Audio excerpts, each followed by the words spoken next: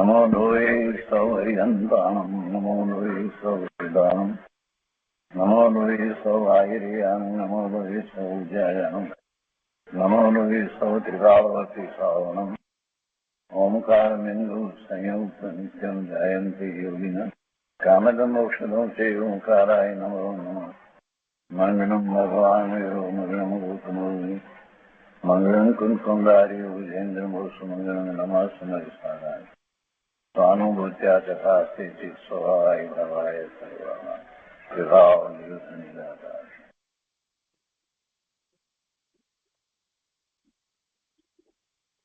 સ્વામી કાર્તિકેય અનુપ્રેક્ષા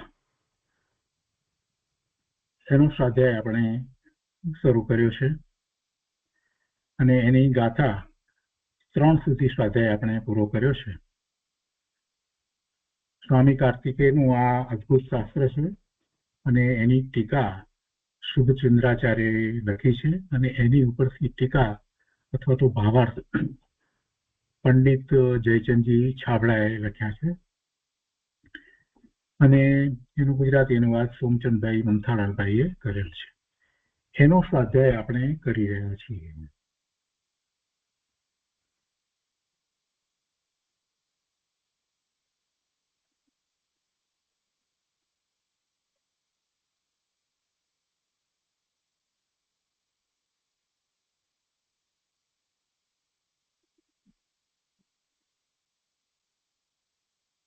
હવે આજે ગાથા 4 નો સ્વાધ્યાય આપણે શરૂ કરીએ છીએ.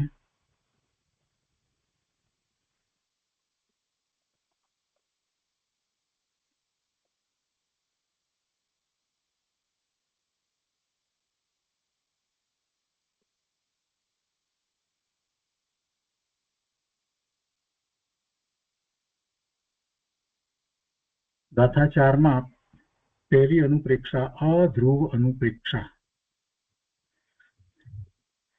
ની વાત કરી છે અને આ પછીની કેટલીક ગાથાઓ આવશે એમાં આ પહેલી જે અધ્રુવ અનુપ્રેક્ષા અથવા તો અનિત્ય ભાવનાની વાત કરવામાં આવી છે.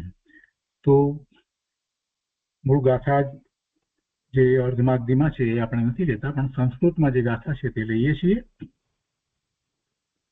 યત કિંચદપી ઉત્પન્નમ તસ્ય વિનાશો ભવતિ નિયમેન પરિણામ સ્વરૂપેણ અપી ન ચ કિંચિદ અપી શાશ્વતમ અસ્તિ.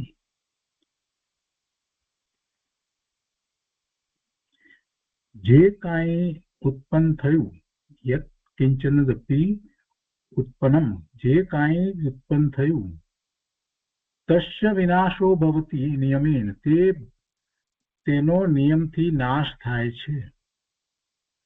અર્થાત પછી બીજી ગાથામાં એમ કે છે કે પરિણામ સ્વરૂપેણ અપી ન ચ કિંચિદ અપી શાશ્વતમ અસ્તિ. પરિણામ સ્વરૂપથી તો કોઈ પણ વસ્તુ શાશ્વત નથી.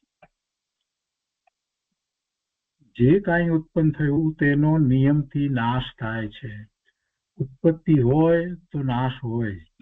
જેની ઉત્પત્તિ થઈ નથી તે છે તે અનાદિથી છે, તો એનો નાશ પણ થતો નથી.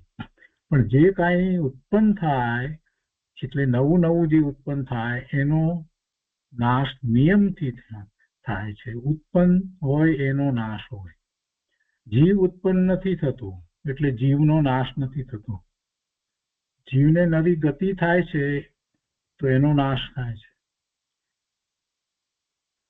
શરીર છે એ નવું થાય છે તો એનો નાશ થાય છે. પણ ભગવાન આત્માને જે અનંત ગુણ છે એ નવા નથી થતા, એ કોઈ ઉત્પત્તિ નથી, તો એનો નાશ નથી. જે કાંઈ ઉત્પન્ન થયું તેનો નિયમથી નાશ છે, અને જે ઉત્પન્ન નથી થતું તે અનાદિથી છે, એ શાશ્વત છે, એ નિત્ય છે.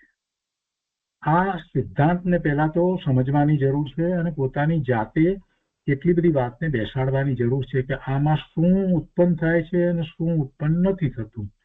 જે ઉત્પન્ન થાય છે એનો નાશ છે, પણ શાંત ચિત્તથી વિચાર કરીએ, એને જ પછી 6 દ્રવ્યમાં ઢાળી દઈએ તો ખ્યાલ આવે છે કે એમાં દ્રવ્ય તો ઉત્પન્ન થતું જ નથી. જે ઉત્પન્ન થાય છે, નવું નવું જે થાય છે, એ શું છે? એ તો પર્યાય છે. એટલે દરેક દ્રવ્ય જે છે એ અવિનાશી છે અને એની પર્યાય છે એ નાશવંત છે. આટલી વાત આપણને ખ્યાલમાં આવ્યા વિના રહેશે નહીં. અને આ જ મૂળભૂત વાત છે. અહીંયા ભાવાર્થમાં કહે છે, એટલે કે ટીકામાં કહે છે કે સર્વ વસ્તુ સામાન્ય વિશેષ સ્વરૂપ છે. ત્યાં સામાન્ય તો દ્રવ્યને કહેવામાં આવે છે તથા વિશેષ ગુણ પર્યાયને કહેવામાં આવે છે. હવે દ્રવ્યથી તો વસ્તુ નિત્ય જ છે. દ્રવ્યથી તો વસ્તુ નિત્ય જ છે. દ્રવ્ય સામાન્ય એ તો એમને એમ જ છે. ગુણ પણ નિત્ય જ છે. કેમ કે દ્રવ્ય સામાન્ય જ્યારે કહ્યું તો દ્રવ્ય એટલે શું? ગુણોનો સમૂહ તે દ્રવ્ય. દ્રવ્યનો અર્થ જ એ થાય છે કે ગુણોનો સમૂહ એ જ દ્રવ્ય છે. તો દ્રવ્ય સામાન્ય કહીએ અને એ નિત્ય છે તો પછી ગુણ પણ નિત્ય જ છે. અને પર્યાય છે તે અનિત્ય છે. પર્યાય છે તે અનિત્ય છે. તેને પરિણામ પણ કહેવામાં આવે છે. નવી અવસ્થા છે એમ પણ કહેવામાં આવે છે. જે બદલતું તત્વ છે એમ પણ કહેવામાં આવે છે. તો એ પર્યાય છે તે અનિત્ય છે. પરિણામ જે નવા નવા થઈ રહ્યા છે તે અનિત્ય છે, તે શાશ્વત નથી. એવા ને એવા પરિણામ થાય પણ છતાં પણ એક પરિણામ હોય એ કાંઈ કાયમ માટે રહે, શાશ્વત રહે એવું વસ્તુ સ્વરૂપ નથી. આ જીવ પર્યાય બુદ્ધિ વાળો હોવાથી પર્યાયને ઉપજતી વિણસતી દેખીને હર્ષ શોક કરે છે. એની દ્રષ્ટિ પર્યાય તરફ રહે છે એટલે પર્યાય બુદ્ધિ વાળો. એને પર્યાયનો ખ્યાલ આવે છે, એનું લક્ષ બહારમાં જ છે એટલે પર્યાયને જુએ છે અને દ્રવ્યને જોતો નથી. એ પોતાના દ્રવ્યને પણ જોતો નથી અને બીજા અન્ય દ્રવ્યને પણ જોતો નથી. 6 દ્રવ્યમાંથી 4 દ્રવ્યો બીજા જીવ સિવાયના બીજા 4 દ્રવ્યો છે ને, ધર્માસ્તિકાય, અધર્માસ્તિકાય, આકાશ અને કાળ, એ કાંઈ ઇન્દ્રિય જ્ઞાનનો વિષય નથી. એને અમૂર્તિક પણ છે એટલે એ તો એને ખ્યાલમાં આવતા નથી. પણ જે ખ્યાલમાં આવે છે એ પૂતગળ દ્રવ્ય, જેના સ્કંદ એ એને ઇન્દ્રિય જ્ઞાનનો વિષય થાય છે અને એના પર્યાયો બદલાયા કરે છે.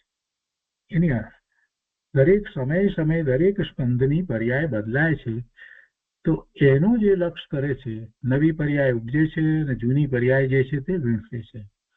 કોઈ પણ પદાર્થની એક સમયમાં એક અવસ્થા હોય, 2 અવસ્થા ન હોય, એના પછી બીજી અવસ્થા હોય. એટલે એક સમયમાં જે એક પર્યાય છે એ બીજા સમયે એનો વ્યય થઈ અને નવી પર્યાય થાય છે. એમ ઉત્પાદ અને વ્યય છે. અને એ પર્યાયને જ જીવ જુએ છે, જાણે છે અને એમાં રંજિત થાય છે અને અનેક પ્રકારના વિકલ્પો કરે છે. એમ આ જીવ પર્યાય બુદ્ધિ વાળો હોવાથી પર્યાયને ઉપજતી વિણસતી દેખીને ઉપજે છે ને ગમે છે તો હર્ષ કરે છે અને પછી એ વીણસે છે તો શોક કરે છે, દુઃખી થાય છે. તથા તેને નિત્ય રાખવા ઈચ્છે છે. જે પર્યાય એને ગમે છે, જે અવસ્થા ગમે છે, એને એ નિત્ય રાખવા ઈચ્છે છે. આ શરીર છે એની પર્યાય દરેક સમયે પલટે છે. એ જાણવા છતાં પણ, આટલા શાસ્ત્રના અભ્યાસ પછી પણ એ આ શરીરની પર્યાયને નિત્ય એક સરખી રાખવા ઈચ્છે છે. શરીર એક સરખું રહે નહીં, દરેક સમય બદલાય છે. શરીર એ ઉદ્ગળ પરમાણુનો સ્કંદ છે અને એ સ્કંદમાંથી પરમાણુઓ છૂટા પડે છે, નવા પરમાણુઓમાં જોડાય છે. એવું સતત ચાલી રહ્યું છે અને એટલે એમાં ફેરફાર થઈ રહ્યા છે. એની પર્યાયો નવી નવી થઈ રહી છે. પણ જીવને એમ છે કે પોતાની જે યુવાવસ્થા છે એને જ પોતે ટકાવી રાખે અને એને માટે અનેક પ્રકારના એ પ્રયત્નો કરે છે, જે બધા વ્યર્થ છે. કેમ કે પર્યાયનું પલટવું 3 કાળમાં કોઈથી બન્યું નથી, બને નહીં. કે જગત આખું સ્વયં સંચાલિત છે એમ જ્યારે કહીએ છીએ તો એમાં રહેલા બધા જ દ્રવ્યો જે છે એ પોતે પોતાના પરિણમન કરે છે. તો એ પરિણમનને બીજું અન્ય દ્રવ્ય વધારે કરાવી શકે, ઝડપથી કરાવી શકે અથવા રોકી શકે, એમાંનું કાંઈ બનતું નથી. આ વાતને સમજવાની છે અને એ વાત સમજાય તો જગતના બધા પદાર્થો પ્રત્યે વૈરાગ્ય આવી જાય, ઉદાસીનતાનો ભાવ આવી જાય. પોતાની પર્યાય, શરીરની પર્યાય જેને પોતાનું માને છે એ શરીરની પર્યાય પણ દરેક સમયે બદલાઈ રહી છે અને એ જુદું દ્રવ્ય છે.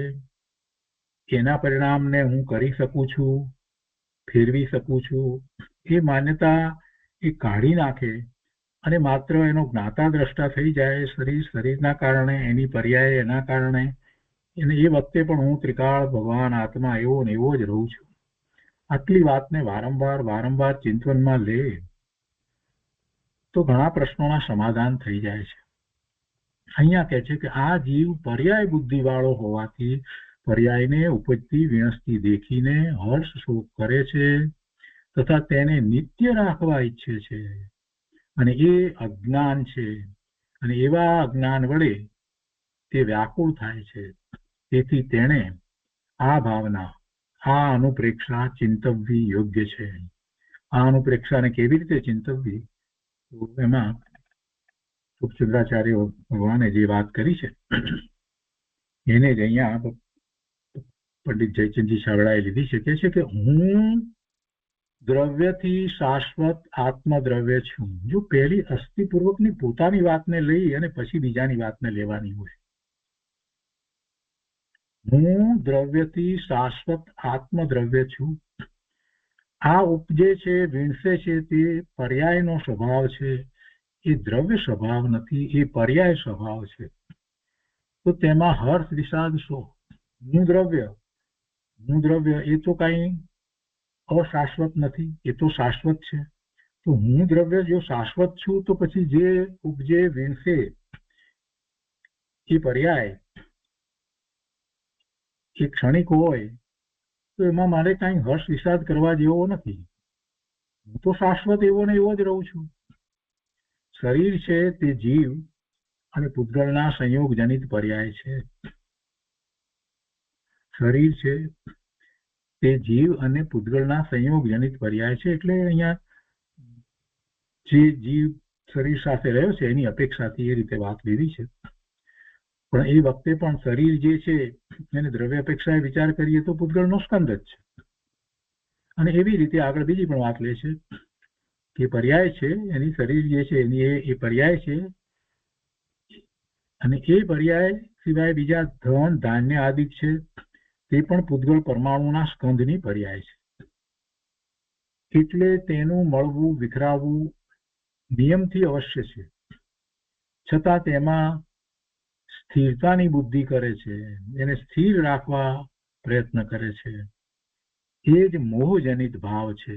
મોહને કારણે એને આ પૂતગળ પરમાણુના સ્કંદની જે પર્યાયો છે, ધન મિલકત વગેરે છે, ઘર છે, કપડા છે, શરીર છે, આ બધાને એ એક સરખું ને શાશ્વત કાયમ રાખવા ઈચ્છે છે.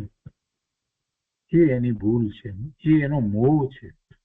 કેમ કે મોહ એટલા માટે છે એને કે એને એમાં કલ્પના છે સુખની, અને સુખની કલ્પના છે એટલે પછી એને મેળવવા રાખવા માટે એ પ્રયત્ન કરે છે.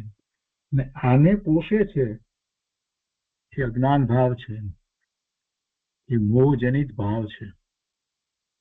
માટે વસ્તુ સ્વરૂપ જાણી તેમાં હર્ષ વિષાદ આદિ રૂપ ન થવું, જેવું છે વસ્તુનું સ્વરૂપ એવું જાણી દ્રવ્ય અને પર્યાયનું પલટવું થાય જ છે. એ રોકી ન શકાય. એને રોકવાનો મિથ્યા પ્રયત્ન કરવામાં સમય બગાડવાની જરૂર નથી, અને પોતાને જે નથી ગમતા એવા પરિણામ થાય છે તો વિષાદ કે ખેદ કરવાની પણ જરૂર નથી, અને પોતાને ગમે છે એવા પરિણામ થાય છે તો પણ એમાં કંઈ આનંદિત કે હર્ષિત થવાની પણ જરૂર નથી. છેવટે એ બધી પર્યાય છે. એને તો પોતાના સ્વરૂપનો જ વિચાર કરવાનો છે, જે દ્રવ્ય છે, જે ત્રિકાળ છે, જે શાશ્વત છે, જે શુદ્ધ છે, જે જ્ઞાન આનંદ સ્વરૂપ છે, સુખ સ્વરૂપ છે. તો એનો જ વિચાર કરવાનો છે કે પોતાને તો પોતાનું સુખ વગેરે જે છે એમાં કાંઈ ઉણપ ન આવે તેવી વસ્તુ પોતાને તો ઉપલબ્ધ જ છે, એ તો પોતાને પ્રાપ્ત જ છે, એ ક્યાં ચાલી જવાની છે? આમ એને વિચાર કરવાની જરૂર છે. અને પછી એને આગળ વિશેષતાથી કહે છે, એટલે એ પછીની 5મી ગાથામાં એને આગળ વધારે સમજાવે છે. તો પહેલા આપણે આ 4થી ગાથા ઉપર પૂજ્ય ગુરુદેવ કાંજી સ્વામીએ જે વિસ્તાર કર્યો છે તે લઈએ છીએ, અને પછી 5મી ગાથા લઈશું.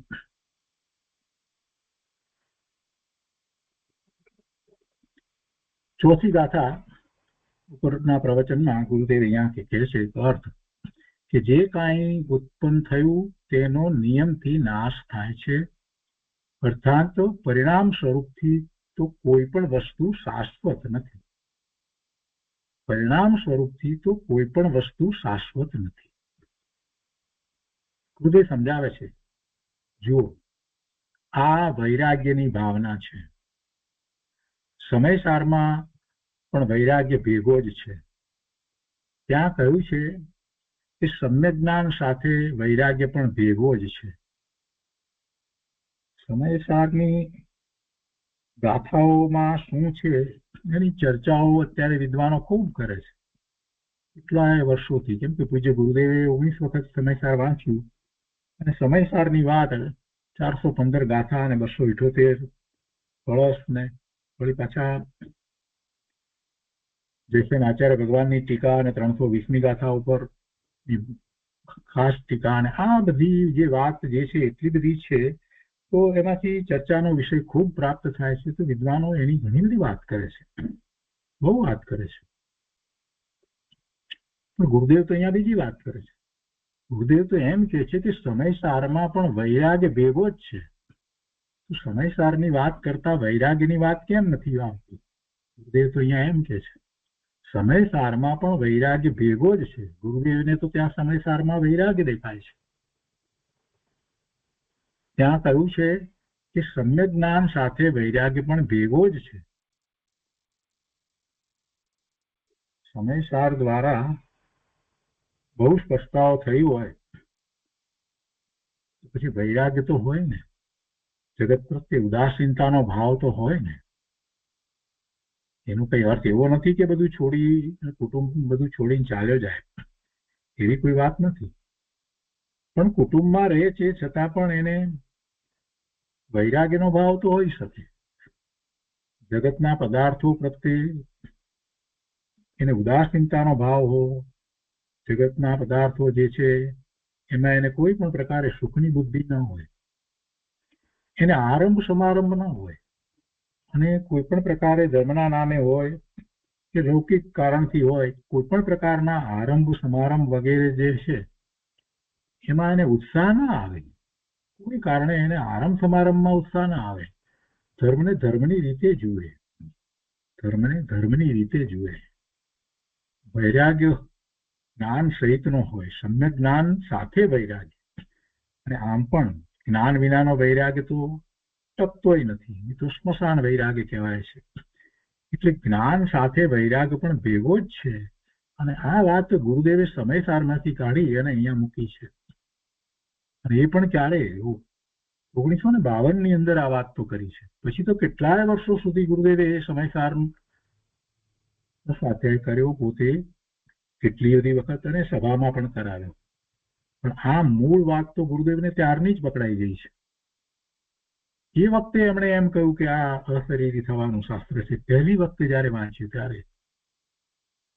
એમાં એમણે આ વૈરાગ્ય જોયું છે. સમ્યક જ્ઞાન સાથે વૈરાગ્ય પણ ભેગો જ છે. અને અહીંયા આ જે અનુપ્રેક્ષા જે છે એ વૈરાગ્યની અનુપ્રેક્ષા છે, વૈરાગ્યની ભાવના છે. જેટલો સ્વરૂપમાં ઠર્યો તેટલો પરદ્રવ્યથી વિરક્ત થયો, તેનું નામ વૈરાગ્ય છે. જેટલો સ્વરૂપમાં ઠર્યો તેટલો પરદ્રવ્યથી વિરક્ત થયો અને એનું નામ વૈરાગ્ય છે. એમને એમ કઈ બાહ્યમાં પદાર્થો ઉદાસીનતાનો ભાવ આવતો નથી. ક્યાંક કોઈ જગ્યાએ વધારે વિશેષપણે કંઈક એને લાગે તો એ તરફ વળે ત્યારે પહેલા જે તરફ હતો એનું લક્ષ્ય ઘટે, એનું મહત્વ ઘટે, એમાં રોકાવાનું ઓછું થાય. તો એવું કંઈક હોવું જોઈએ ને. અહીંયા એ વાત કરી છે કે જેટલો સ્વરૂપમાં ઠર્યો તેટલો પરદ્રવ્યથી વિરક્ત થયો અને તેનું નામ વૈરાગ્ય છે. જો આવી વાત સહેલાઈથી પ્રાપ્ત નથી થતી. સ્વની દ્રષ્ટિ કરવી, સ્વ તરફ વળવું, સ્વની રુચિ થવી, સ્વને વિશે જ સમય વિતાવવો, એ જ સાચા અર્થમાં વૈરાગ્ય છે. એ જ સાચા અર્થમાં વૈરાગ્ય ભાવના છે. આ વૈરાગ્ય ભાવનાઓ ચૈતન્યને આનંદની જનેતા છે. ચેતન એવા ભગવાન આત્માને આનંદ દેનારી છે આ વૈરાગ્ય ભાવનાઓ. આ બધી અનુપ્રેક્ષા. અનાકુળ શાંતિ આનંદનો કંદ આત્મા છે. તેની ભાવનામાં વિતરાગી આનંદની શાંતિ ઉત્પન્ન થાય છે. એકલો શુભરાગ થાય તે કાંઈ આનંદદાયક નથી, પરંતુ પોતે ભગવાન આત્મા છે,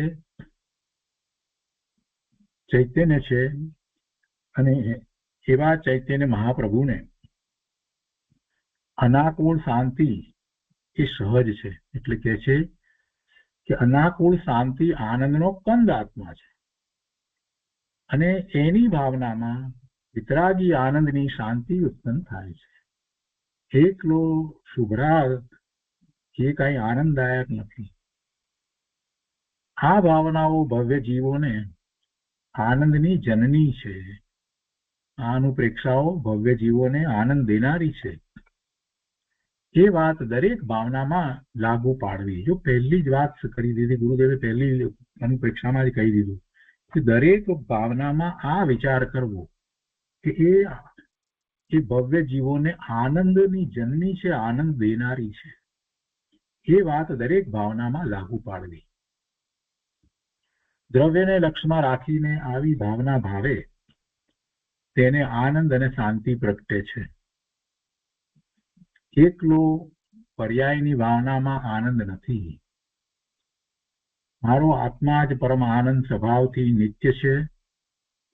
એ સિવાય બીજા કોઈ સંયોગો નિત્ય રહેનારા નથી. જુઓ ભાઈ, આવા સ્વભાવની વૈરાગ્ય ભાવના પણ અનંત કાળમાં દુર્લભ છે.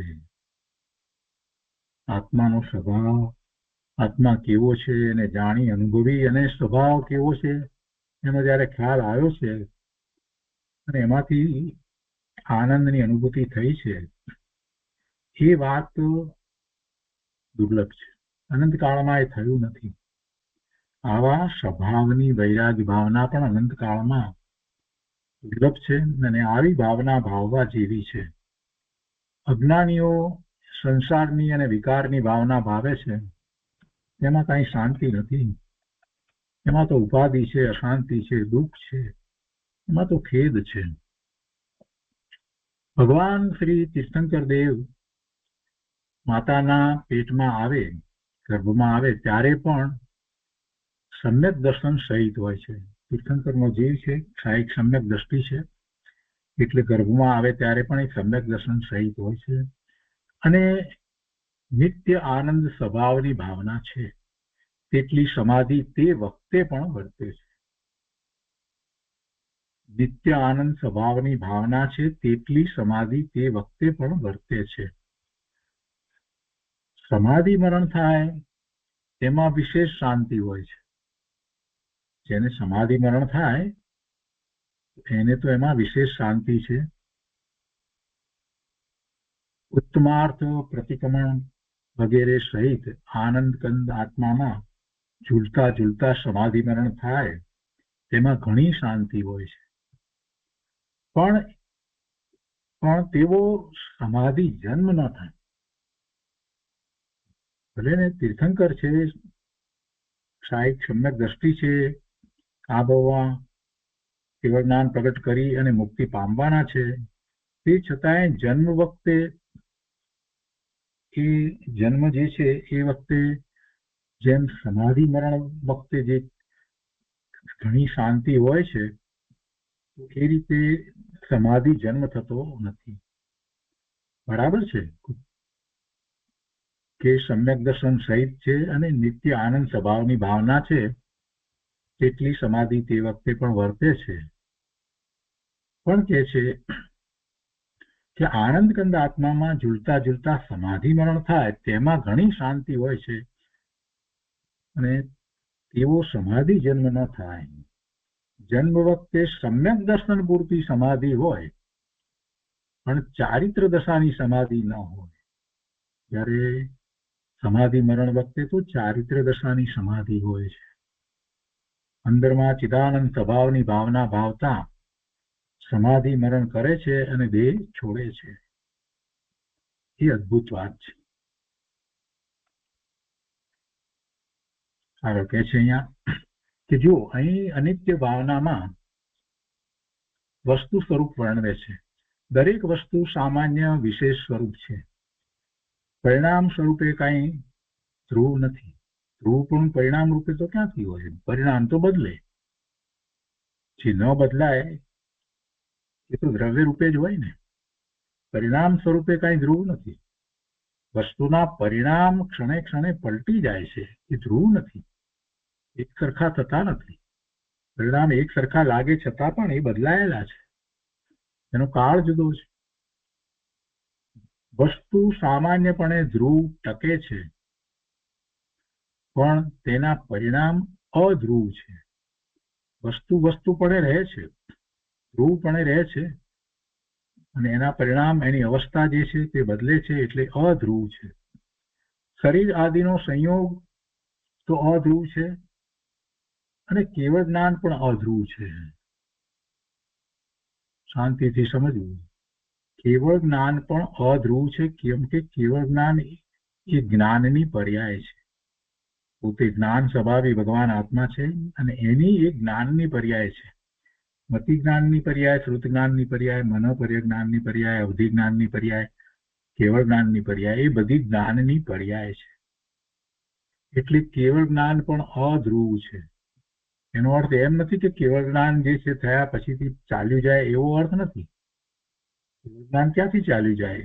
આત્માનો જ્ઞાન સ્વભાવ છે અને એ એક વખત પરિપૂર્ણ પ્રગટ થઈ ગયો, એક વખત પરિપૂર્ણ પ્રગટ થઈ ગયો તો પછી એને રોકનાર રોધનાર કોઈ છે જ નહીં. તો પછી કેવળ જ્ઞાન કેવળ જ્ઞાન કેવળ જ્ઞાન પૂર્ણ જ્ઞાન સ્વભાવ જ પ્રગટ થયા જ કરે છે. એવી જ એની પર્યાયો થયા જ કરે છે. એટલે એ કેવળ જ્ઞાન પણ પર્યાય છે. એ અપેક્ષાથી અધ્રુવ છે. આમ જાણીને તે અધ્રુવની ભાવના છોડીને ધ્રુવ એવા ચિદાનંદ સ્વભાવની ભાવના કરવી. આમ જાણીને એટલે કે કેવળ જ્ઞાન પણ એ જે ધ્રુવ પોતાનું સ્વરૂપ જે છે, જે જ્ઞાન સ્વરૂપ છે એની જે પર્યાયો થઈ રહી છે એટલે પોતાનું એ ચિદાનંદ જ્ઞાન સ્વરૂપ છે એની ભાવના કરવી એ ધ્રુવ છે. એ ખરી અધ્રુવ ભાવના છે. જે પરમાણુ દૂધ અને ભાત પણ હતા તે જ પલટીને આ શરીર રૂપે થયા છે. ત્યાં તેની પર્યાય પલટી ગઈ પણ તે પરમાણુઓ તો કાયમ રહ્યા છે. પરમાણુ એના એ રહ્યા પણ એની પર્યાય પલટી ગઈ એમ અહીંયા સમજાવે છે. હાર પલટીને કુંડળ થયા. સોનાનો હાર એને ઉડાવી અને આપણે એના કુંડળ બનાવીએ, બંગડી બનાવીએ, જે કંઈ બનાવીએ તે તો કે છે કે હાર પલટીને કુંડળ થયા. ત્યાં સોનાની અવસ્થા પલટી પણ સોનું તો કાયમ છે. પાણી કાયમ રહી અને તેમાં તરંગ ઉઠે છે. તેમ આત્મા સામાન્ય સ્વભાવે કાયમ રહે છે ને તેના વિચારો ક્ષણે ક્ષણે પલટે છે. તે અધ્રુવતા છે. આ અધ્રુવના કેટલાક ઉદાહરણ આપ્યા. કેવી રીતે અધ્રુવપણું છે. દ્રવ્ય પર્યાય રૂપ વસ્તુ છે. કોઈ પણ વસ્તુ દ્રવ્ય પર્યાય રૂપ છે. એકલું દ્રવ્ય છે એમ પણ નથી, એકલી પર્યાય છે એમ પણ નથી. દ્રવ્ય પર્યાય રૂપ વસ્તુ છે. વસ્તુના સ્વરૂપને દ્રવ્ય પર્યાય રૂપ આપણે જાણીએ છીએ, અને પર્યાયની વાત કરીએ છીએ તો ઉત્પાદ ભય એવા પર્યાય થાય છે, અને ધ્રુવપણે વસ્તુ કાયમ ટકીને રહે છે. દ્રવ્ય પર્યાય રૂપ વસ્તુ છે, તેમાં એક રૂપ રહેનારું દ્રવ્ય તે સામાન્ય છે, અને ગુણ પર્યાયો તે વિશેષ છે. દ્રવ્ય અને ગુણ નિત્ય ધ્રુવ છે, એ કાયમ રહેવાવાળા છે, એક સરખા રહેવાવાળા છે, અને તેની પર્યાય પલટતી અધ્રુવ છે. પદાર્થોની પર્યાય ક્ષણે ક્ષણે પલટી જાય છે, તો હું કોના ઉપર મોહ કરું?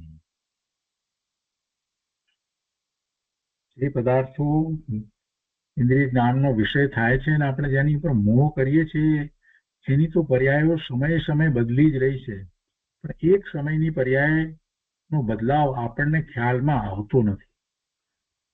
પણ અસંખ્ય સમય પછીથી આપણને એમાં બદલાવ થયો છે એ ખ્યાલમાં આવે છે. તો એ કઈ બદલાવ જે થયો એ કઈ કોઈ એક સમયમાં થયો નથી. અસંખ્ય સમયથી એ પર્યાયમાં એ બદલાવ થયા કરતો હતો ત્યારે એ પર્યાય છે થઈ. વસ્તુ સડી જાય છે તો કઈ એક દિવસમાં સડી જાય છે? ના, કેટલાય દિવસ થયા ત્યારે આપણે કેટલાય દિવસ પછીથી જોયું એટલે આપણને એમ લાગ્યું કે વસ્તુ અત્યારે સડી ગઈ, પણ એ સડી જવાનું કાર્ય ક્યારથી શરૂ થયું હશે? દરેક ક્ષણે ક્ષણે એ સડવાનું શરૂ થઈ ગયું હતું, એ ચાલતું જ હતું. આપણા ખ્યાલમાં એટલે આપણે છદ્મસને કેટલીક વસ્તુ જ્ઞાનમાં ખ્યાલમાં આવતી નથી શુદ્ધ જ્ઞાનનો ઉઘાડ છે એટલે. તો આપણા જ્ઞાનમાં મોડું આવ્યું એટલે એનો અર્થ એવો થોડો છે કે આ બગડ્યું અત્યારે. એક કપડાને એક પેટીની અંદર રાખી દેવામાં આવે, નવા કપડાને, અને 500 વર્ષ પછીથી એને ખોલીને જોવામાં આવે તો એ કપડું જર્જરિત કેવી રીતે થઈ ગયું? બંધ પેટીમાં બોક્સમાં હતું ને જર્જરિત કેવી રીતે થયું? કોણે કર્યું? આપણને ખ્યાલ આવે છે ને? પણ એ રોજે રોજ થયું છે, દરેક સમયે સમય થયું છે. એટલે એ પર્યાય બદલતી જતી. આપણને ખ્યાલમાં ના આવે એટલે એ પર્યાય નથી બદલતી એમ કેમ કહેવાય? આપણા શરીરની પર્યાય, આપણે જેને પોતાનું માનીએ છીએ, એ શરીરની પર્યાય દરેક સમયે બદલી રહી છે. આ વૃદ્ધાવસ્થા આવી તો ક્યારથી આવી? દરેક સમયે સમયે બદલાવ આવતા આવતા આવતા આવતા આવતા આવી છે. તો પછી હું કોના ઉપર મોહ કરું? અહીંયા તો એમ કે છે કે પદાર્થોની પર્યાય ક્ષણે ક્ષણે પલટી જાય છે, તો હું કોના ઉપર મોહ કરું? આમ જાણીને ધર્મી જીવ પોતાના સ્વભાવની ભાવના કરે છે, જે બદલતું નથી, જે ધ્રુવ છે એવી વસ્તુ. પરજીવની અવસ્થાને હું ટકાવી રાખું એમ તો નથી, પણ તેના પોતાથી પણ તેની અવસ્થા કાયમ ટકતી નથી. એ જીવ પોતે પણ પોતાની અવસ્થા કાયમ ટકાવી શકતો નથી.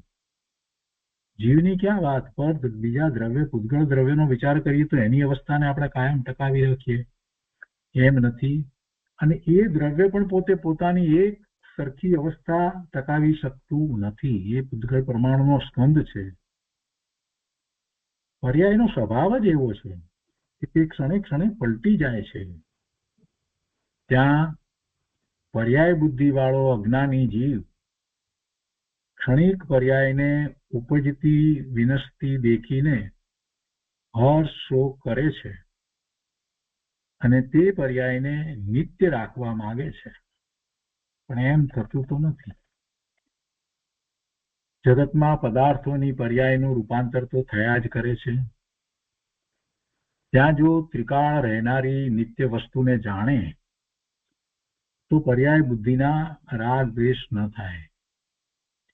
પુત્રનો જન્મ થતા હર્ષ અને મૃત્યુ થતા શોક, વસ્ત્ર નવા આવે ત્યારે હર્ષ અને વસ્ત્ર બળી જાય ત્યાં શોક, એમ અજ્ઞાની પર્યાયને દેખીને હર્ષ શોક કરે છે, પણ નિત્ય ધ્રુવ રહેનારી વસ્તુને દેખતો નથી. જો નિત્ય ધ્રુવ વસ્તુને દેખે તો પર્યાયને ઉપજતી વિણસતી દેખીને પર્યાય બુદ્ધિના રાગ દ્વેષ થાય નહીં. આ જ મૂળભૂત વાત છે. અધ્રુવ ભાવનામાંથી મૂળ સિદ્ધાંતની જો કોઈ વાત હોય તો આ જ છે. પર્યાય બુદ્ધિ છોડી અને દ્રવ્ય દ્રષ્ટિ કરવાની છે, અને એવી દ્રવ્ય દ્રષ્ટિ થાય એ સમ્યક દર્શન પ્રગટ કરે છે. અહીંયા કહે છે કે પહેલા શરીરમાં ફાટ ફાટ જુવાની હોય અને વૃદ્ધાવસ્થા થતા કેળ વળી જાય એમ ક્ષણમાં પર્યાય પલટી જાય છે. બધાને એ થવાનું છે, છતાંય કેટલાય લોકોને હજી વાત જાણે કે પોતાને વૃદ્ધાવસ્થા આવવાની જ ન હોય ને એમ એ માની અને એ વાતને ઉડાડે છે. અને એવી એક વાત ગુરુદેવે લીધી છે કે એક વાર કેળથી વળી ગયેલી એક ડોશી ચાલી જતી હતી. ત્યાં એક જુવાને તેને મસ્કરીમાં પૂછ્યું કે ડોશીમાં શું ગોતો છો? શું મસ્કરીમાં પૂછે છે? પેલા બિચારા કમરમાંથી વળી ગયા છે, તો અવસ્થા છે એમાં એ વૃદ્ધ અવસ્થા જે છે ડોશીમાની અવસ્થા છે, તો એમાં રહેલો આત્મા તો એ તો એવો ને એવો જ રહ્યો છે, અને શરીરની અવસ્થા થઈ છે, અને એવી શરીરની એની અવસ્થા થઈ છે તો પેલા જુવાનની પણ છેવટે અવસ્થા નહીં થાય? મસ્કરીમાં પૂછ્યું કે ડોશીમાં શું ગોતો છે? બિચારા માથા વળી ગયા હતા તો આવી રીતે પૂછે. ડોશીમાં કે બેટા જુવાની ક્યાં ગઈ તે ગોતું છું. એટલે કે તારી આ જુવાની કાયમ નહીં રહે, ક્ષણમાં પલટી જશે, માટે એનું અભિમાન છોડ. નિત્ય એક રૂપ રહેનારો તો જ્ઞાન આનંદ આત્મા છે, તે જ ધ્રુવ રૂપ છે. આવા ભાનપૂર્વક પર્યાયને અધ્રુવપણે ભાવે માને શ્રદ્ધે એવું ચિંતન કરે તે અધ્રુવ ભાવના છે. અજ્ઞાની જીવ પર્યાયને નિત્ય રાખવા માંગે છે, તેથી પર્યાય પલટતા તે અજ્ઞાનથી આકુળ વ્યાકુળ થાય છે. જો શાશ્વત દ્રવ્યના ભાનપૂર્વક અધ્રુવ ભાવના ભાવે તો પર્યાય પલટતા આકુળતા થાય નહીં. શાશ્વત દ્રવ્યના ભાનપૂર્વક અધ્રુવ ભાવના ભાવે કે બીજું બધું પર્યાય રૂપે જે થઈ રહ્યું છે એ બધું અધ્રુવ છે, તો પછી પર્યાય પલટતા આકુળતા થાય નહીં. માટે કહે છે કે આ અધ્રુવ ભાવના ભાવવા જેવી છે. કઈ રીતે અધ્રુવ ભાવના ભાવવી તે હવે કહેશે. અને પછી એ બીજા દિવસનું જે પ્રવચન આવશે એની અંદર એ પછીની ગાથા ઉપર જે ગુરુદેવે વિસ્તાર કર્યો છે એ વાત આવે છે. એટલે તો એ ગાથા આપણે આગળ પછી લઈએ છીએ.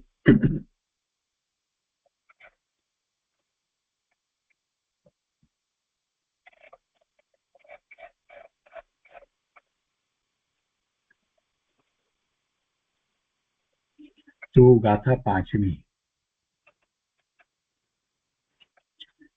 એમાં સંસ્કૃતમાં ગાથા 5મી ગાથા આ રીતે છે. જન્મ મરેણ સમ્મમ સંપદ્યતે યૌવનમ જરા સહિતમ લક્ષ્મી વિનાશ સહિતા ઇતિ સર્વમ ભંગુરમ જાનીહિ. એનો અર્થ છે, હે ભવ્ય, આ જન્મ છે તે તો મરણ સહિત છે. જન્મ મરણેન સમમ સંપદ્યતે યૌવનમ જરા સહિતમ. એનો અર્થ કરતા કહે છે કે હે ભવ્ય, આ જન્મ છે તે તો મરણ સહિત છે, અને યૌવન છે તે વૃદ્ધાવસ્થા સહિત ઉપજે છે. યૌવનમ જરા, જરા સહિતમ, યુવાની છે જરા એટલે કે વૃદ્ધાવસ્થા સહિત છે, અને જન્મ છે તે મરણ સહિત છે. જન્મ છે એનું મરણ છે, યૌવન છે તો પછી વૃદ્ધાવસ્થા પણ હોય. સરસ રીતે વાત મૂકી દીધી છે, બે વાત એક સાથે. એ ભવ્ય, આ જન્મ છે તે તો મરણ સહિત છે. કોઈ છે દુનિયામાં કે જેનો જન્મ થયો હોય ને એનું મરણ ન થયું હોય? એ તો કોઈ નથી. આગળ કહે છે કે યૌવન છે તે વૃદ્ધાવસ્થા સહિત ઉપજે છે. અને પછી બીજી લીટીની અંદર તો લક્ષ્મીની વાત કરી છે કે લક્ષ્મી વિનાશ સહિતા, લક્ષ્મી વિનાશ સહિત છે, કેમ કે સંયોગે કરીને પ્રાપ્ત છે. તો વિયોગ થાય ને થાય. અને લક્ષ્મી છે તે વિનાશ સહિત ઉપજે છે. ઇતિ સર્વમ ભંગુરમ જાની, એ પ્રમાણે સર્વ વસ્તુને ક્ષણ ભંગુર જ જાણ. ક્ષણ ભંગુર કહીએ ને એટલે કેટલાક લોકોને એમ થાય કે એક ક્ષણમાં અંક ચાલી જાય, એટલે એ બધા હસી કાઢે, એને વાતને પકડે નહીં. ક્ષણ ભંગુરમ, ક્ષણ એટલે કેટલી ક્ષણ, કેટલી ક્ષણ ગણી શકાય તેટલી એ ક્ષણની અંદર, એ પછી ગમે તેટલી હોય પણ એ ગણી શકાય એટલી ક્ષણમાં એનો નાશ થાય, એટલે ક્ષણ ભંગુર કહેવાય. એટલે ક્ષણ ભંગુર કહેવાય. ભાવાર્થમાં કહે છે કે જેટલી અવસ્થાઓ જગતમાં છે તેટલી બધી પ્રતિપક્ષ ભાવ સહિત છે. છતાં આ જીવ જન્મ થાય ત્યારે તેને સ્થિર જાણી હર્ષ કરે છે, અને મરણ થાય ત્યારે તેને ગયો માની શોક કરે છે. જેટલી અવસ્થાઓ જગતમાં છે તેટલી બધી પ્રતિપક્ષ ભાવ સહિત છે. જેટલી અવસ્થા એટલે જેટલા પદાર્થો, એ દરેકની અવસ્થા. અવસ્થા કઈ એકલી હોતી નથી, દ્રવ્ય વિના પર્યાય તો હોતી નથી. તો અવસ્થા જે છે તો કેટલી અવસ્થા, જેટલા પદાર્થો છે એ દરેકની અવસ્થા અનંત અવસ્થા, અને એ અવસ્થા પણ દરેક સમય અનંત છે. જેટલા પદાર્થ છે તે બધાની તો અવસ્થાનો વિચાર કરીએ તો એ બધી અવસ્થા એક સમયમાં અનંત અવસ્થા, અને બીજા સમયે એ દરેક અનંત અવસ્થાનો વ્યય થઈ જાય. જેટલા પદાર્થો છે બધાની અત્યારે આ સમયની અવસ્થા છે એ બીજા સમયે રહેતી નથી, બધાની પલટે. એમ નથી કે અમુકની ન પલટે, એવું નથી. વિચાર કરીએ કે આ અનંત પદાર્થો અને અનંત પદાર્થોની અત્યારે અનંત પર્યાય જે છે એ એક સમય પછી બદલી જવાની છે. એને રોકી શકાતી નથી, કોઈ રોકી શકતું નથી. કેમ કે દ્રવ્યનો સ્વભાવ જ એવો છે, પરિણમે છે, અને પરિણમન થાય છે તો અવસ્થા પલટે છે. પલટવું એ તો સહજ છે, અને જગતમાં આવું પલટવું થઈ રહ્યું છે એ એને પૂતગલના સ્કંદની પર્યાય બદલે છે એ ઉપરથી તો એને ખ્યાલમાં આવે છે, આ જીવને ખ્યાલમાં આવે છે. પણ આ જીવ કેમ એ વિચારતો નથી કે આ જે નવું નવું નવું નવું થઈ રહ્યું છે એ પલટી જ રહ્યું છે, તો પછી પોતાને જે કંઈ પ્રાપ્ત જે છે, આ શરીર, મન, વાણી, આ બધા સંયોગો, આ બધું એ બધું પણ પલટી જ રહ્યું છે, ને એ પલટી જવાનું જ છે. ને જે નથી પલટતું એવું પણ કંઈક હોવું જોઈએ ને. આટલું બધું પલટી રહ્યું છે તો કંઈક નથી પલટતું એવું શું છે જગતમાં? છે કંઈ એવું? જગતમાં પણ એવું છે, પણ એ કંઈ દ્રષ્ટિમાં આવે એવું નથી. દ્રવ્ય છે, પૂતગળ પરમાણુ જે છે એ તો એવા ને એવા જ રહે છે. એનામાં પણ અનંત ગુણ છે, જીવમાં પણ અનંત ગુણ છે, એ પણ દ્રષ્ટિમાં આવતું નથી. એ વિચાર કરે તો ખ્યાલમાં આવે ને. અને બીજી વાત એ છે કે જૈન દર્શન સિવાય આવી સૂક્ષ્મ વાત બીજે ક્યાંય કોઈ દર્શનમાં ક્યાંય છે જ નહીં. આટલી બધી સૂક્ષ્મ વાત આ વિશેષ વિજ્ઞાન છે, વિતરાગ વિજ્ઞાન છે. આવું વિજ્ઞાન બીજે ક્યાંય છે જ નહીં. ભગવાનના જ્ઞાનમાં જ આ વાત આવી છે. જેટલી અવસ્થાઓ જગતમાં છે એટલી બધી પ્રતિપક્ષ ભાવ સહિત છે. એટલે કે આ અવસ્થા છે તો એની સામે બીજી અવસ્થા હોય. જેટલી અવસ્થાઓ જગતમાં છે તેટલી બધી પ્રતિપક્ષ ભાવ સહિત છે. છતાં આ જીવ જન્મ થાય ત્યારે તેને સ્થિર જાણી હર્ષ કરે છે. એ જ વખતે એનું પ્રતિપક્ષ મરણ તો છે, અને બીજી એ અવસ્થા મરણની અવસ્થા સહિત જ એ જન્મ્યો છે. જે જન્મે છે કે જે જન્મ્યો છે અત્યારે એ એના મરણ સહિત જ જન્મ્યો છે. એનું મરણ નિશ્ચિત છે, એનો કાળ નિશ્ચિત છે, એ પર્યાય થવાની જ છે. જન્મથી જ એ નક્કી છે. ઉત્પાદ થયો છે એ વખતથી નિશ્ચિત છે કે એનો વ્યય થવાનો જ છે. દરેક પર્યાય નો ઉત્પાદ જે છે એ ઉત્પાદ એવો છે, એની સાથે એ વ્યય લઈને આવેલો ઉત્પાદ છે. ખૂબ શાંતિથી વાતને સમજવા જેવી છે. ગુરુદેવે ખૂબ સમજાવ્યું છે કે ભાઈ ઉત્પાદ જે છે એ ઉત્પાદ કોઈને કારણે વ્યય પામે છે એવું વસ્તુનું સ્વરૂપ જ નથી. એ ઉત્પાદ જે છે અને એ ઉત્પાદનો જે સમય જે છે એ જ સમય જે છે તે વખતે એનો ઉત્પાદ થયો ત્યારે પૂર્વની પર્યાયનો વ્યય થતા તો એને જોયો છે ને, તો પછી પોતાનો વ્યય પણ નિશ્ચિત હોય એમાં કોઈ આશ્ચર્ય છે? ઘરમાં બાળકનો જન્મ થાય છે પણ એ પૂર્વે એને પોતાના કોઈક વડીલોને મોટી ઉંમરના અને અવસાન પામતા પણ એને જોયા તો છે ને. એવી રીતે જ્યારે આ એક પર્યાયનો ઉત્પાદ થયો તો એની પહેલાની અવસ્થા એ અત્યારે રહી નથી એ વાત પણ ખ્યાલમાં છે ને. તો પછી આ નવી પર્યાયનો જે ઉત્પાદ થયો એમાં હર્ષ શું કરવો? એ પર્યાય જે છે એ પર્યાય પણ વ્યય લઈને આવી છે, સાથે એનો વ્યય છે. જન્મ થાય ત્યારે તેને સ્થિર જાણી હર્ષ કરે છે, એ જ ભૂલ છે. એ જન્મ જે છે એ મરણ લઈને જ આવ્યું છે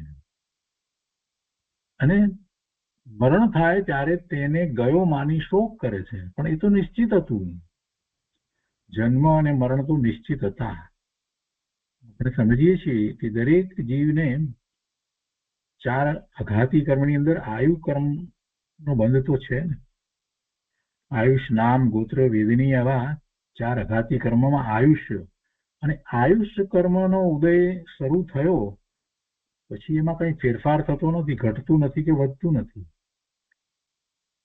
કોઈ અકાળે અવસાનની વાત કહેવામાં આવે, કોઈ અકાળ બકાળ હોતો નથી. એ નિશ્ચિત હતું જ. પણ આપણને નાની ઉંમરનું કોઈનાનું અવસાન લાગે એટલે આપણે એમ કહીએ અકાળે અવસાન, વાત એમ કહેવાય. ખરેખર તો એનો એ જ કાળ હતો. એ જન્મ્યો ત્યારથી જ એનું આયુષ એ એટલું જ હતું, એમ જ વાત હતી જ. એટલે એ નિશ્ચિત જ હોય છે. એક વખત એ આયુ કર્મનો ઉદય થાય પછી એમાં કોઈ ફેરફાર થતો નથી. બીજા કર્મની પ્રકૃતિ જે છે એમાં કેટલીક કર્મની પ્રકૃતિ જે છે એમાં ફેરફારો થાય, પણ આ કર્મની પ્રકૃતિ એવી છે કે એ શરૂ થઈ પછી એમાં ફેરફાર થઈ શકે નહીં.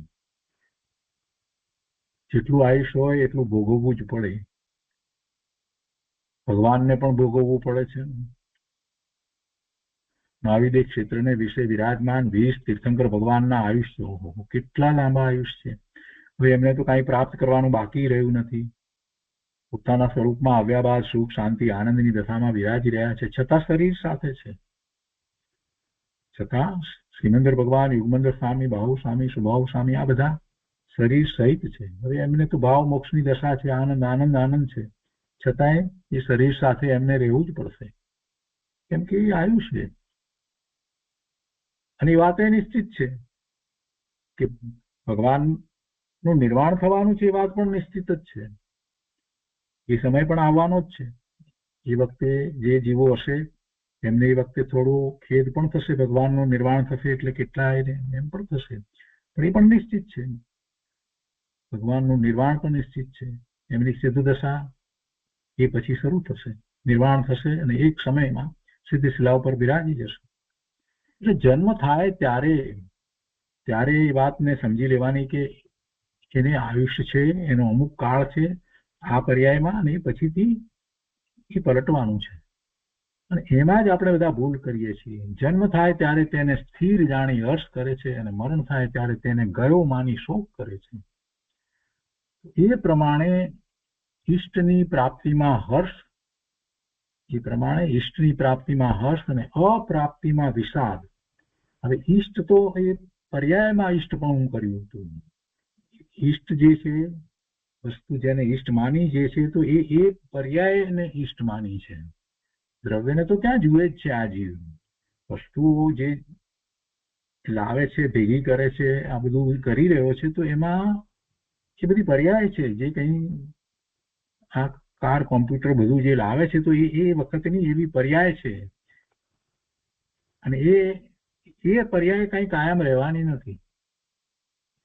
એ પર્યાય બદલવાની છે. એવી ને એવી કાર કોઈની રહી, એવું ને એવું કમ્પ્યુટર કોઈનું રહ્યું, આ બધું જુએ છે, જાણે છે. પણ એમાં કેટલી બધી અવસ્થાઓ છે, સંયોગો કેટલા બધા આવે છે, એમાં પણ જે કંઈ અવસ્થાઓ છે તો એમાં એ ઈષ્ટ બુદ્ધિ કરે છે, એને રાખવાની બુદ્ધિ કરે છે, એટલે પરિગ્રહ વધારે છે. અને એમાં જે રોકાઈ રહે છે, એને જાળવવામાં રોકાઈ રહે છે, જળવાતું નથી. એ પર્યાય જે વર્તમાન પર્યાય જે છે એ એવી ને એવી જળવાતી તો છે જ નહીં. તો શું ન જાળવવું, ગમે તેમ એને વાપરવું? અરે ભાઈ, એવી ક્યાં વાત કરીએ છીએ? અહીંયા તો એમ કહીએ છીએ કે તારો વિચાર જે છે તે ખોટો છે, એના પરિણામ એના કારણે થઈને જ રહેશે. તું એની પાછળ લાગ્યો રહે છે, એને બદલે તારા સ્વરૂપ તરફ વળ. જે શરીર સાથે તું રહ્યો છે એની પર્યાય દરેક સમયે પલટી રહી છે, તો આ પર પદાર્થ જે છે એના તો તું શું કામ કરવાનો? એમ આચાર્ય ભગવાન આપણને સમજાવે છે. તો અહીંયા તે છે કે એ પ્રમાણે ઈષ્ટની પ્રાપ્તિમાં હર્ષ, અપ્રાપ્તિમાં વિષાદ તથા અનિષ્ટની પ્રાપ્તિમાં વિષાદ અને અપ્રાપ્તિમાં હર્ષ કરે છે. એ સર્વ મોહનું મહાત્મ્ય છે. એ સર્વ મોહનું મહાત્મ્ય છે. પણ જ્ઞાનીએ તો સંભાવ રૂપ રહેવું. મોહને કારણે આ બધું થઈ રહ્યું છે. એ જાણે છે, જુએ છે, પર્યાય પલટે છે, એને પણ એ જાણે છે, પણ એટલો બધો એને એ વસ્તુમાં, સંયોગોમાં એટલો બધો એને રાગ છે, મોહ છે કે વાત ભૂલી જાય છે કે આ વિનાશી છે. દ્રવ્ય જે છે એનું જુદું છે, એ દ્રવ્ય જે જુદું છે, આ દેખાઈ રહ્યું છે એ પર્યાય છે, અને આ પર્યાય છે એ વિનાશી છે. એ વાત ભૂલી જાય છે. એટલો બધો મોહ છે શરીર પ્રત્યે, એટલો બધો આ જીવને મોહ છે એ વાત ભૂલી જાય છે કે અરે ભાઈ, આ શરીર પોતાથી જુદું ભિન્ન છે, પોતે આ છોડીને જવાનો છે, અનંતકાળમાં અનંત શરીર છોડ્યા છે, ને આ શરીરમાં થતા ફેરફારો, એ ફેરફારો જે થવાના છે તે જ થઈ રહ્યા છે. એને કોઈ ભગવાન પણ રોકનાર નથી. કોણ રોકે? આ વાત જ્યારે સ્વીકાર થઈ જાય છે ત્યારે પછી બીજા બધા ખોટા નકામાના પ્રયત્નો બધામાં મન જતું નથી. થાય છે તો થાય છે, બધી ક્રિયાઓ વગેરે જે થતી હોય તે થાય, પણ અરુચિથી. રુચિ નથી એમાં, બધું થાય છે તો થાય છે. રુચિપૂર્વક એને કોઈ પર્યાયને રાખવી છે એ વાત રહેતી નથી. જ્યાં સુધી રુચિપૂર્વક એ રાખવાનો વિકલ્પ છે તો એનો અર્થ છે કે એને મોહ છે, અને જ્યાં સુધી મોહ છે ત્યાં સુધી એને મિથ્યાત્વ છે, એટલે સમ્યક્ત્વ પ્રગટ થતું નથી. અને એ વાત અહીંયા લીધી છે. જ્ઞાનીએ તો સમભાવ રૂપ રહેવું. આ બધું મોહને કારણે છે. તો એ 5મી ગાથા નો અર્થ અને ટીકા ભાવાર્થ થયા. આ ગાથા ઉપર પૂજ્ય ગુરુદેવ કાંજી સ્વામીએ જે વિસ્તાર કર્યો છે તે આપણે આવતા સ્વાધ્યાયમાં લઈશું. આજનો સ્વાધ્યાય અહીંયા સુધી રાખીએ છીએ.